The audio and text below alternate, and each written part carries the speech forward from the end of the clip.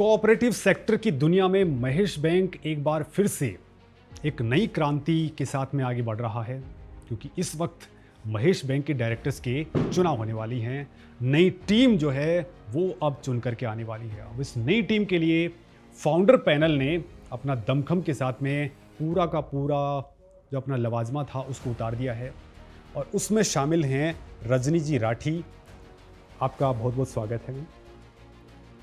रजनी जी, हम जानना चाहेंगे, आप समाज सेविका हैं, वंचितों के लिए आप लड़ती हैं, समाज की बहुत सारी संस्थाओं से आप कनेक्टेड हैं, बहुत सारी महिलाओं को आप एक तरीके से लीड करती हैं। आपको महेश बैंक में ऐसा क्या दिखा है कि आपको भी उतरना पड़ गया, समाज ने आपको चुन करके, हम एक तरीके से समाज ने आपको चूज करके फाउंडर्स पैनल के जरिए आगे भेजा है लड़ने के लिए? जय महेश। आपके प्रश्न का जवाब ये है कि मैं पिछले 20 साल से समाज से जुड़ी हुई हूँ और समाज की बहनों के साथ ही मेरा उठना बैठना, मैं उनके सुख दुख हमेशा उनके साथ रहती हूँ। और जब मैंने देखा कि जो हमारा समाज का इतना समृद्धशाली बैंक, जिससे हमारी बहनों को, मैं अपनी बहनों के लिए ही लड़ रही हूँ, उनको कितना फ़ायदा मिल सकता था, लेकिन वहाँ की अनियमितताओं से बिल्कुल भी हम लाभान्वित नहीं हो सके। इसलिए मैंने निश्चय किया कि मैं महेश बैंक में फाउंडर पैनल के माध्यम से आऊँगी और अपनी बहनों को के लिए जंग लड़ूंगी। आपने जंग लड़ने वाली बात कर दी है, मतलब कि आप एक शुद्धि यज्ञ की ओर आगे बढ़ रही हैं। इसकी ज़रूरत क्यों महसूस हुई है? देखिए, जब पर्यावरण में बहुत सारा प्रदूषण हो जाता है, उस वक्त हमें शुद्धि यज्ञ की ज़रूरत पड़ती है, और हमने ये शुद्धि यज्ञ करेंगे। और इस माध्यम से कि हमारे चेयरमैन हैं कैलाश नारायण जी भांगड़िया, वो बहुत ही सात्विक प्रकृति के इंसान हैं, और जो उनका व्यक्तित्व है वो इतना आदर्श है हम सभी के लिए। तो उनके गाइडेंस में हमने ये शुद्ध यज्ञ करने का निश्चय किया है। आपने ये निश्चय कर लिया है, चूँकि आप समाज में महिलाओं से विशेष तौर पे जुड़ी हुई हैं, तो मैं ये जानना चाहूँगा कि आपके अंदर वो कौन सी ताकत है, आपके पूरे पैनल में कौन सी ताकत है जिसको देख करके अंशधारक हैं वे सोचें कि हाँ, मुझे रजनी राठी जी और इनके पूरे के पूरे फाउंडर पैनल को जिता करके आगे भेजना है। देखिए, हमारी सबसे बड़ी ताकत है कि हमारे साथ जो लोग जुड़े हुए हैं वो बहुत अनुभवी हैं। जैसा कि मैंने अभी बताया, हमारे चेयरमैन कैलाश जी भांगड़िया, इसके साथ अरुण जी भांगड़िया, कैलाश जी डालिया आदि, भगवान जी पंसारी, कई लोग हमारे साथ इतने अनुभव। और इसके बाद हमने जो फाउंडर पैनल ने एक विज़न देखा है कि जैसे कि युवा वर्ग ही भविष्य का, हमारा जो भविष्य है वो युवा वर्ग के हाथों में है। तो हमने इस बार फाउंडर पैनल में हमारे बहुत से युवाओं को भी मौका दिया है कि जिस तरह बड़ों का जोश और युवाओं का, जो बड़ों का होश और युवाओं का जोश साथ में चलता है, तो इस तरह का जो फाउंडर पैनल हमारा बना है, मुझे पूरी उम्मीद है कि इन दोनों का जो कॉम्बिनेशन है वो इस बैंक को बहुत ही अच्छा कार्य करने के लिए प्रेरित करेगा। ओके, सो अब मैं एक बात ये कहना चाहूँगा कि आपका पैनल जीत करके आगे बढ़ता है तो वो फिर महिलाओं के लिए वरदान कैसे साबित हो सकता है? देखिए, मातृशक्ति, कभी भी मातृशक्ति जो एक घर का मैनेजमेंट है या बच्चों का है, ये सब मातृशक्ति पर ही निर्भर है। तो जब क्या होता है कि मातृशक्ति अपनी बचत योजना को, या उनके अंदर, कई हमारी मातृशक्तियाँ ऐसे हैं उनके अंदर बहुत टैलेंट है, लेकिन वो उसको उभर नहीं पा रहा है। क्यों? फाइनेंशियल कहीं कहीं प्रॉब्लम आती है। तो मेरा ये मानना है कि जब हमारे पास, अगर हमारी मातृशक्ति के अंदर कोई ऐसी टैलेंट है, उसको हमको बाहर निकालना है, तो हम उसको मिनिमम उस पे लोन का प्रोसेस रखेंगे। दूसरा, हम उनके लिए जो उनकी बचत योजना है, उनको वो बचत योजना का हम उनको लाभ देंगे। तो वो जिस तरह धीरे धीरे थोड़ा जोड़ के वो अपना एक घर संसार बनाती हैं, उन सब चीज़ों का हम उनको आगे बढ़ने का निरंतर मौका देंगे। जी जी, बिल्कुल। अब मैं एक और बात करता हूँ कि जो कॉरपोरेट बैंक्स हैं और दूसरी तरफ है कोऑपरेटिव बैंक, महेश बैंक है, तो उनसे कॉम्पीट करवाने के लिए आप महेश बैंक के अंदर ऐसे कौन से सुधार आपके पैनल के थ्रू करने वाली हैं अगर वो जीत करके जाते हैं?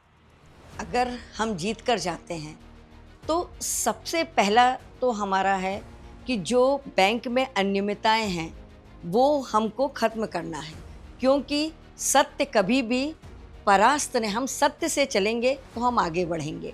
दूसरी बात कि हम बैंक में जो हमारी न्यू टेक्निक से जो चीज़ जो हमको कॉर्पोरेट बैंक में होती है उन सभी चीज़ों की हम सुविधा देंगे। जो हमारे एम्प्लॉयज़ हैं बैंक में उनको हम ज़्यादा से ज़्यादा उनको बेनिफिट्स दिलाने की, और उनको हम इस तरह से उनके साथ हमारा एक व्यवहार होगा कि भी वो हमारे साथ एक बहुत ही फ्रेंडली काम कर सकें, और हम जो जितनी भी सुविधाएं हैं कॉर्पोरेट बैंक में वो हम ज़्यादा से ज़्यादा हम महेश बैंक में करने की कोशिश करेंगे। अच्छा, आपका जो छोटे कारोबारी हैं या फिर जो महिलाएं अभी अपना स्टार्टअप लेके आगे बढ़ रही हैं, छोटे कारोबारी एमएसएमईज है, उनके लिए आपके फाउंडर पैनल का क्या विज़न है? हमारे फाउंडर पैनल का यही विज़न है कि भाई देखिए, बैंक के लिए तो उनके बहुत बड़े भी विज़न है कि जैसे उन्होंने ये सोचा हुआ है कि जो ब्रांचेज़ हैं वो हम और ज़्यादा से ज़्यादा खोलेंगे, हमारा प्रॉफिट भी 100 करोड़ तक लाने का है, और इन कारोबारियों को भी हम मिनिमम से मिनिमम जो इंटरेस्ट पे उन पे हम उनको लोन दिलाएंगे, जिससे कि वो अपने भविष्य को उज्जवल भविष्य बना सके। तो इस तरह से आज उनके बच्चे भी हैं, तो वो क्या है, अगर आज उनके पास ये है तो उनकी एजुकेशन बहुत अच्छे से कंप्लीट होगी, और भी तरह के एजुकेशन लोन, और भी हम जितना कोशिश करेंगे। हमारा है कि जो एक वर्ग जो कि आज जिसको ज़रूरत है कि वो ऊपर आए, वो नहीं आ पा रहा है, तो मेरा तो एक जो समाज सेवा का जो मेरा ध्येय है कि उस वर्ग को मुझे ज़्यादा से ज़्यादा, वो उसके लिए हमारे चेयरमैन साहब और सभी से मेरी बात भी हो चुकी है, और उन्होंने ये बोला है कि नहीं, ज़रूर हम समाज के इस कार्य के लिए ज़रूर आपको साथ देंगे बहनों के लिए। चलिए रजनी जी, ये तो बात हो गई कि आप क्या कुछ करने वाले हैं, लेकिन इसके साथ साथ एक बात ये भी आती है कि आपने बैंक के अंदर ऐसा क्या कुछ देखा कि वहाँ पे ऐसी कौन सी इरेगुलरिटीज़ चल रही थी जिनसे आपको बड़ा खौफ हुआ? देखिए, जो अनियमितताएं चल रही थी, ईडी बिना किसी होमवर्क किए या ईडी अपनी रेड नहीं करती है, आरबीआई कभी भी जांच नहीं बिठाती है जब तक उसको ऐसा न लगे कि अंदर कुछ गड़बड़ चल रहा है। जो आरबीआई की पेनल्टी लगी उससे हमारे अंशधारकों का ही नुकसान हुआ ना, कि आज जो साइबर फ्रॉड हुआ, तो साइबर फ्रॉड क्यों हुआ? क्योंकि वहाँ सिक्योरिटी के पूरे इंतजामात इन्होंने नहीं किए थे और उसकी कोई ट्रेनिंग भी नहीं थी। इस वजह से आज बैंक को इतना नुकसान उठाना पड़ा। तो इन सब चीज़ों को देखते हुए तो मुझे बहुत अंदर तकलीफ़ हुई। तो इसको मैंने सोचा कि ये चीज़ों को जब तक हम अपने फाउंडर पैनल के माध्यम से बैंक के अंदर एंट्री नहीं लेंगे उन चीज़ों को, इसलिए हमने एक शुद्धि यज्ञ शुरू किया है, जिसके हमारे कैलाश नारायण जी भांगड़िया उसके जो पहली आहुति डालने वाले और उनके साथ हम सब खड़े हुए हैं उनका साथ देने के लिए। मैं सभी अंशधारकों से ये अपील करना चाहूँगी कि पहली बात तो आप घर से बाहर आइए और वोट दीजिए, क्योंकि जब आपका वोट आएगा पूरी तरह से पूर्ण समर्थन में, तो हमारा विज़न है वो हम उसको पूरा कर पाएंगे। जैसे हमको महिलाओं को उद्यमी बनाकर उन्हें एक स्वस्थ समाज की हम स्थापना करेंगे, और इसके बाद हम ये चाहेंगे कि जो वहाँ पे बैंक का जो वातावरण है या जो बैंक में जो कार्य हो रहे हैं वो एकदम ट्रांसपेरेंसी से हो, उसमें कहीं भी किसी तरह की अनियमितता नहीं होगी। और उसके अलावा हमारा रहेगा कि हम समाज को, जो हम चाहते थे कि हमारा समाज का बैंक ऊंचाइयों पर आए और जो हमारे अंशधारक हैं उनको इसका ज़्यादा से ज़्यादा लाभ मिले, वो हम ज़रूर करेंगे।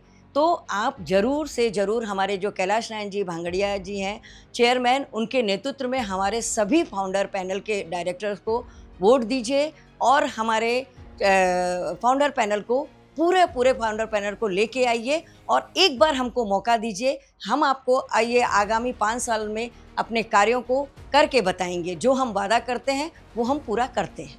बहुत बढ़िया रजनी जी, आपने जो चीज़ें सामने रखी हैं वो वास्तव में महिलाओं के लिए तो पावरफुल रहेंगी ही रहेंगी और बैंक के लिए भी बहुत फ्रूटफुल होने वाली है। बहुत बहुत धन्यवाद हमारे खासों में आने के लिए।